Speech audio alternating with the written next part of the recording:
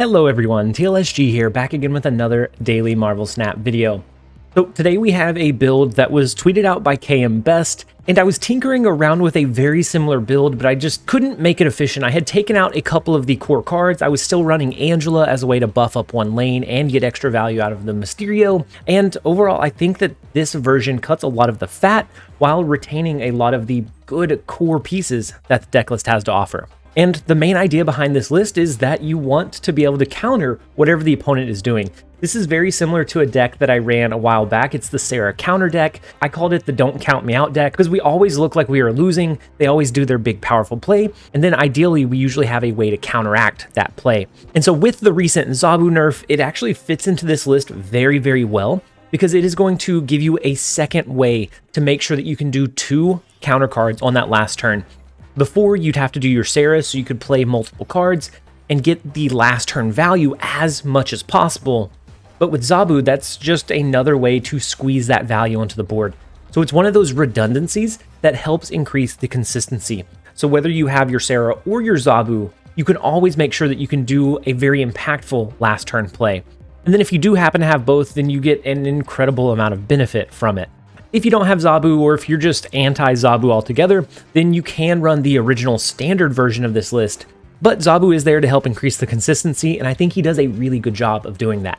But with the brief deck explanation out of the way, before we jump into any games, I'd like to welcome today's video sponsor. Creating new decks, outthinking opponent plays, learning new data analytic concepts for work, or just trying to help my son with his homework all require me to stay mentally sharp. Brilliant.org is the best way to learn math and computer science interactively, and the best part is it's easy and effective. You can learn anywhere, anytime on your phone, tablet, or computer, and you can gradually master entire topics in as little as 15 minutes a day. Brilliant has thousands of lessons from foundational and advanced math to AI, data science, logic deduction, and more, with new lessons added monthly. Most recently, I have been using the Logic course to help stretch my analytical muscles. I use this as a warm-up to make sure that I'm thinking critically before jumping into any of my Marvel Snap games for the day. My favorite part is that it's not just memorizing formulas or equations, but it's building that intuition so that I have the tools to solve the problems for myself whenever they come up. To try everything Brilliant has to offer free for a full 30 days, visit brilliant.org/TLSG or click on the link in the description. The first 200 people will get 20% off of Brilliant's annual premium subscription. All right, first up we have Fierce Deity, and I'm so mad at myself. We just had the first game that I sat down to record with this deck. We had an 8-cube win, and it was very, very close. It came down to a 1-point differential, and I forgot to hit record, so we ended up missing it. So this is actually the first game, but it's the second game in my heart. So it looks like we may be running up against a mirror match. They have a Nova, they have the Sentinel, they have a lot of the cards, or the core cards that we typically run. So we didn't draw into our Zabu, but we do have Sera, so we'll be able to do our counter cards a little bit more easily. We can do Rescue on 4 into a Sera on 5. That's always a great play line to be able to go with. I'm gonna stack our Sentinels to the left. We're gonna play Hood into the right lane. That's gonna be a really good target location for a Carnage, especially after a Mysterio comes down. We can put at least 8 power with the Carnage over there. Maybe we can sneak in some additional. Never mind, we will not be able to do that. They have the Cosmo that stops us from being able to, how mean, to be able to get our Demon or to be able to destroy the card. But I guess it's all right. we can do Rescue into middle. We can then do Sera into the Strange Academy. If we draw into our Killmonger, good. If not, that's okay as well. They teched in a Cosmo. Very interesting. I think that's probably to protect from like Galactus plays, and actually that's not a bad shot. Maybe we tweak our deck a little bit. We're still refining this list, and it's not 100% set in stone. We don't have Killmonger still. We don't have our Bishop to be able to benefit from the Flood. We're just going to have to kind of play it by ear. So they played the Sera over into Hell's Kitchen, so it is a very similar deck to what we're running. And they snapped on us as soon as that Cosmo came down and countered our Hood. And then we get, oh man. And then we get stuck, 100% stuck in the Daily Bugle lane. So if they can push enough power here, then we can't really beat them. I'm going to push the real Mysterio over into Hell's Kitchen. We're going to do a Nova. and we have 4 energy left. So we can do a Sentinel. It won't bounce back into our hand, but that's okay. We can do a Zabu, and then we can do a Carnage. That is going to buff up this lane by 4 more, this lane by 4 more, and give us a decent push in our Carnage in the middle location. Now, they could have a Shang-Chi, and they would swing this rescue in their favor, which is the only kind of downside to this version of this list, is that rescue does become susceptible to Shang-Chi plays. And so that's going to be a 3 power play. And so that's a 3 power added to this lane, a 4 power. If they destroy that, maybe, but I still think we have an okay shot, even if they have the Shang-Chi play. They do flood a lot of cards onto the board, just like we do. We have our stacks in the Hell's Kitchen. We have the Carnage coming down. Maybe we can avoid and find a way to win. I don't know. It's not a great shot, but it's a shot. They do have their Shang-Chi, so that takes away 9 of our power in that lane. Now, they do play enough to at least tie us in the left lane. Ooh, they only tie in the left lane. We win our middle location by 7. What is this? We win our middle location by 7. They win theirs by 7. Had our rescue been under Shang-Chi range, we could have pulled that one off. Had they had a Killmonger, they might have been able to find a way to win by triggering their Nova. The Maximus was pretty big in the Cosmo lane. And so I like the 1-2 combo of the Cosmo Maximus, but I don't know necessarily what I would take out to add it in. But overall, beautiful Clash of the Titans. We're going to go ahead and take our 4-cube tie and jump over into the next one. All right, next up we have Ecrotist, and the first location is the Lechugia, which is not where we want to play. I'm going to wait before we play our Nova. We will play it onto the board at some point, but it offers a little bit of benefit if we hold it, as long as we're not afraid of having too many cards in our hand or not being able to fit it onto the board after the fact. So they play a Korg into the far right lane. That tells me it is probably a Zabu Hawk deck, and those are still pretty strong. Even after the nerf, they're just not as high roll. They can't just face roll insane power onto the board, but they're still fairly formidable. So they play Scorpion second. It hurts all of our cards. Wow, what is this nonsense? I don't even know. I don't even know how to begin to figure this out. So they're going to get our Zabu. So to try to mitigate how good that is for them, we're going to try to just cap out Oscorp Tower. If we can have 4 bad cards over there, so if it's less than 8 power, then we can win that location. Actually, they can play 1 more card. We weren't able to cap it out. They were able to cap it out, but we weren't. Oh no, that's bad.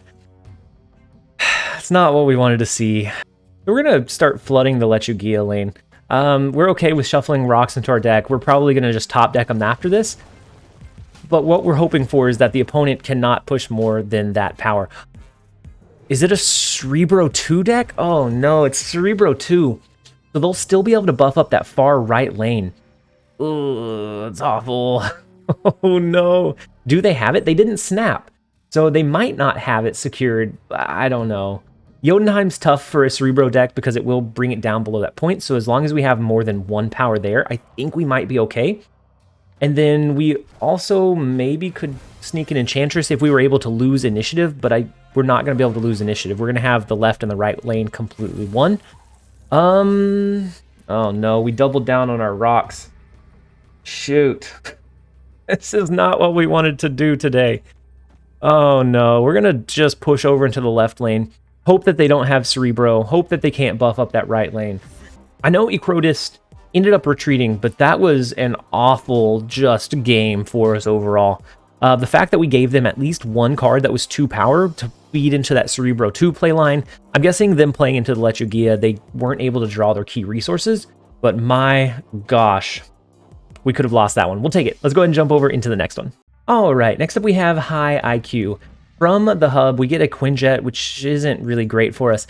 We have Hood, we have Zabu, we have Nova and Killmonger all in our opening hand, which is a phenomenal. From here, we can draw into our key cards or our counter cards, but we know that we have that core base. We get Carnage, and so if we flood junk over into the hub, we can then clean it up with Carnage. I'm going to drop Zabu into Stark Tower. That's going to reduce any 4-cost cards that we draw into. They play a Wolverine, so it could be a Galactus deck. And if it is a Galactus deck, and we're seeing a Galactus deck frequently, it might be that we need to tech in the Cosmo. And up until today, I haven't really been seeing Galactus decks. And so they use a Deathlock, so that looks more like a Death Wave. And so I think we're a little bit more secure in our positioning. Now, they probably have a Death, a She-Hulk. It's probably that Death Wave that has that big payoff at the end of the game. And so we're going to play our Bishop into Stark Tower. We're going to throw our Nova onto the board. And then we're going to kind of play it by ear, knowing that they probably have Death and Wave and Arrow and Magneto. We're going to try to lose initiative going into this last turn.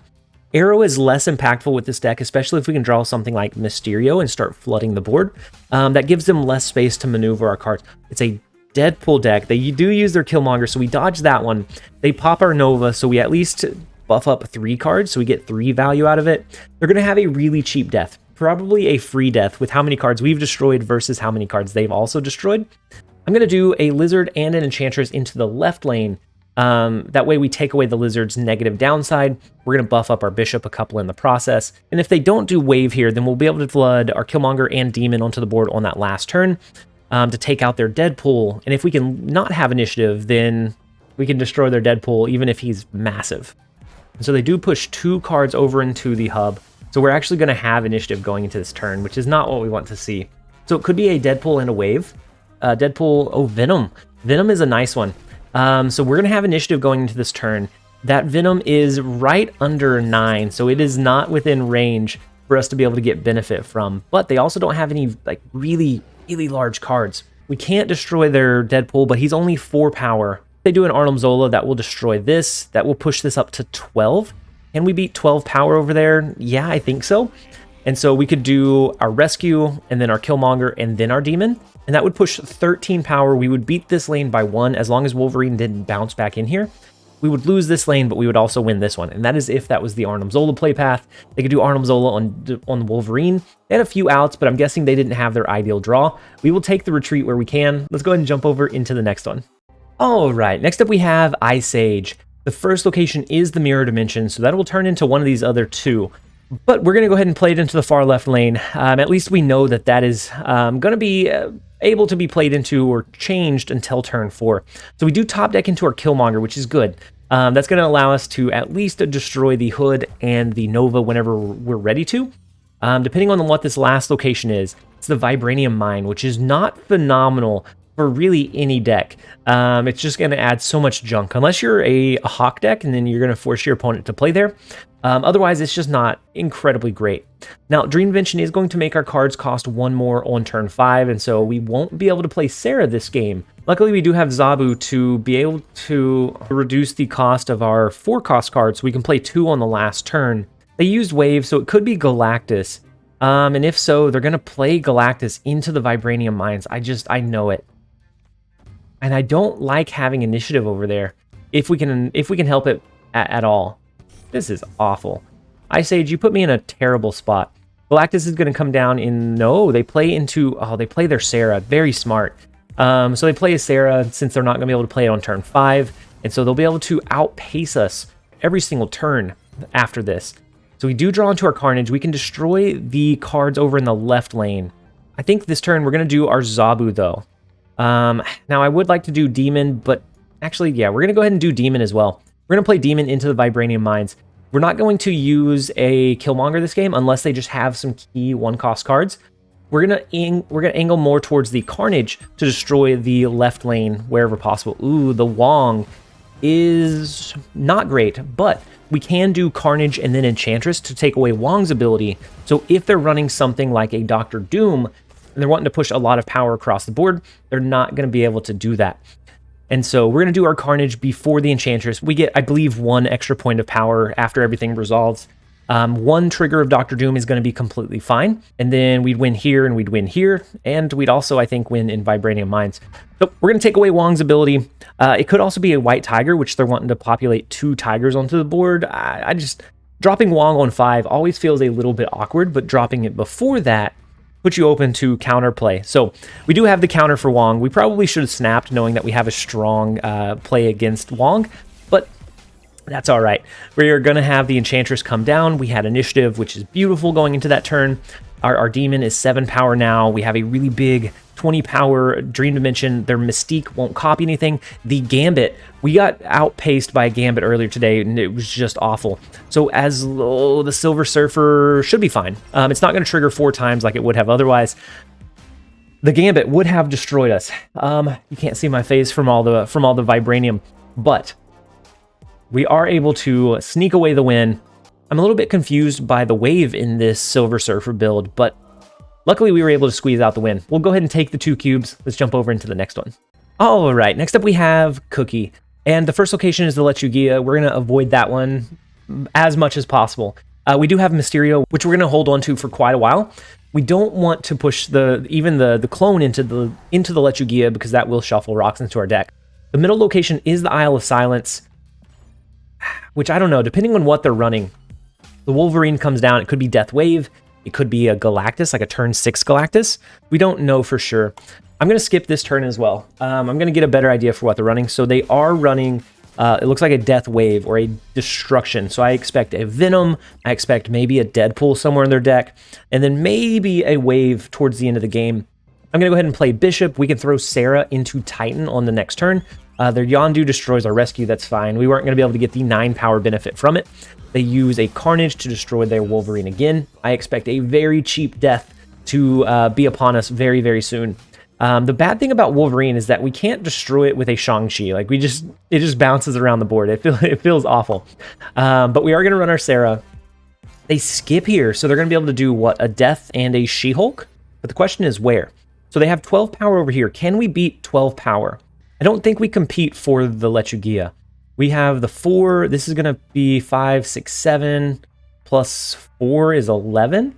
We could do a Shang-Chi over into the right lane. And so actually an arrow would get us here, right? An arrow to the left, and then their Death and Shield. Oh, this is really bad. I think we lose this one, but we'll go ahead and let it play out. They play to the left and to the right. The arrow to the right. Oh, it pulls over... not our Shang-Chi, so we actually win the right lane. Do we have enough of a push with the Mysterio to win the middle? We do. Oh my gosh, we got very lucky with the cards that it pulled over, being the Mysterio tokens, which is one of his biggest benefits, is that he allows you to flood the board enough to be able to start making it hard to do the arrow plays. We got very, very lucky that we were able to push enough power and that our Shang-Chi remained in the far right lane.